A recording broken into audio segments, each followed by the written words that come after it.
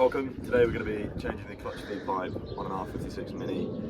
The one on this one is very corroded and we don't want it to be leaking at all.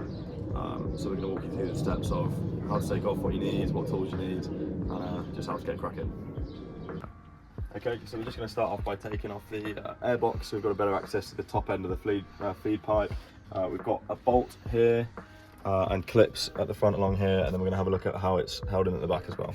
So we forgot to film it, but the airbox literally has one 10mm bolt and then twists off. The next step is to bleed the current fluid from the pipe, which you'll see Gary doing right now. Alright, yeah, it does bleeding. So it's just basically just a plastic nipple down here. So you plug the hose on, and actually I had to turn it quite a bit, about 180 degrees before it started bleeding anything. So we're just going to drain this, and then you can see just up there as well. So there's the hose, it's quite corroded. There's the one, we got a brand new part for that, changing out. So we're just going to bleed all of that out and take the parts off there. So there's a C-clip there we're going to take off, and basically, theoretically, it just should be a pull out. Okay, so next step is fluids out. As you can see, the pipe's now clear, and from the slave cylinder, which is this bout here, we've just taken, where is it gone? There's a C-clip. This C-clip here, this little fella, off of this just there, it just pinches either side, so that comes off. We did have to put a bit of penetrant on it because it was a bit rusty, we didn't want to snap it, so just a bit of WD-40 penetrant, this stuff right here, just to make sure that it came off okay. Took that off, and then with a bit of elbow grease and some pliers, you pinch this plastic housing here, which sort of collapses into like towards the middle, and then I spray rust everywhere, as we always do, and then that should come out now. Hey, you can stop filming. He's struggling! Okay, so with a bit of moving around with the pliers, this part is now off. So you see that's free and there's no more fluid in there because we've drained it. So now we're going to take off the top half. Okay, so we got the bottom of it off now with the C-clip, and thank God the top one is basically the same type of C-clip, but it's not as corroded because you don't have all the sort of stuff falling on top of it. You can see it's nice and cleaner.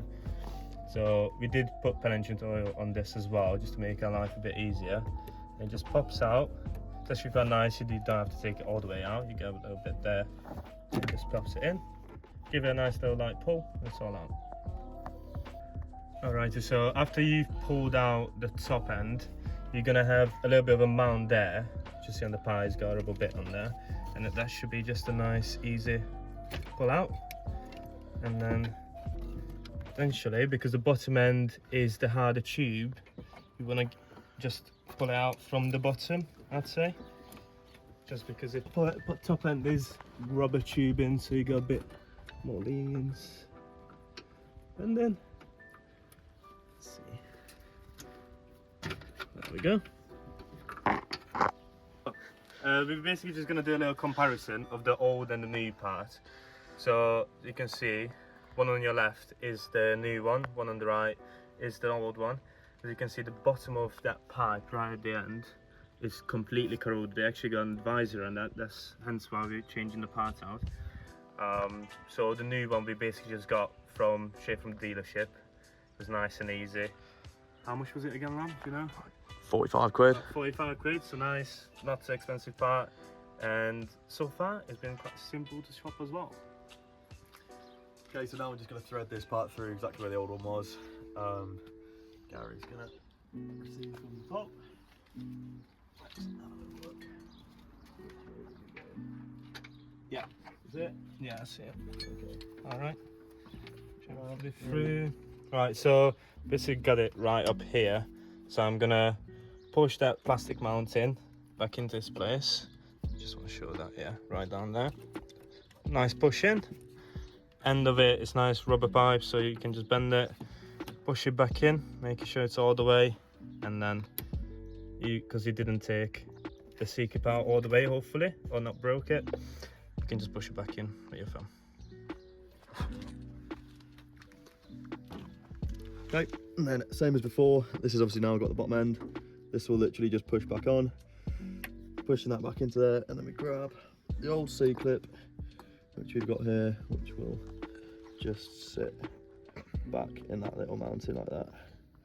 Just keep everything nice and in place there, so that is not going anywhere. Cut.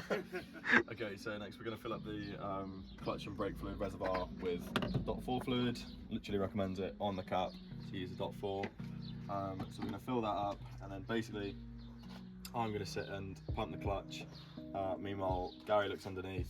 So first you pump it with the valve shut on the slave cylinder until the pedal goes hard, and then you open the slave cylinder, let the fluid out into a container down there, and as soon as the fluid coming out doesn't have any bubbles anymore, you're good to go. So it's a bit of a two-man job. Yeah, I recommend using a see-through transparent hose when you're doing it as well, because then you can see the bubbles in the pipe. Ding! Yeah. Right. So basically we're at the point where Lum started pumping, he's in the car at the moment, started pumping the pedal loads for about what, minute or two, and there we go. So I opened it up, there's a bit of fluid coming out but a lot of air as well, so just opened it up. You're still holding the pedal while I'm doing this, so there's no extra air going in the system, we don't want that. And then I'll close it back up. It's a bit of a faff, this is the weirdest nipple I've ever seen. Now when it's, make sure that it's fully closed, and then Lum, can you start pumping again for us? You pump it up, got to go and pump it up, you got to pump it up, pump it. And then basically you just repeat this process all the way until whoever's pumping feels that it's getting stiffer, and I don't see any more bubbles coming out through this hose. That's why we recommend doing it with a transparent hose, just because you can see straight away when the liquid's coming out that the bubbles are out. Just repeat it literally as long as it takes to down one of the bubbles. So I'm basically just pumping it until it feels, gradually as Gary's down there bleeding it, it feels like stiffer and stiffer, with more resistance. So just keep doing that until there's no air bubbles basically. Okay, so we've done it a few times now, and the fluid come out of here is now without bubbles, and the clutch pedal is feeling the same every time, indicating there's no air in the system anymore. So we just close off this valve again, take the pipe off, and then it's a case of putting everything back together. So this is now, our new pipe is installed properly, and then the last bit is just to stick the airbox back on, and we're all good. Okay, so just taking it through a test drive after that, everything feels great. Doesn't feel like there's any consistencies in the clutch pedal, and we haven't seen any leaks or anything in there, so See you next time. see you next time.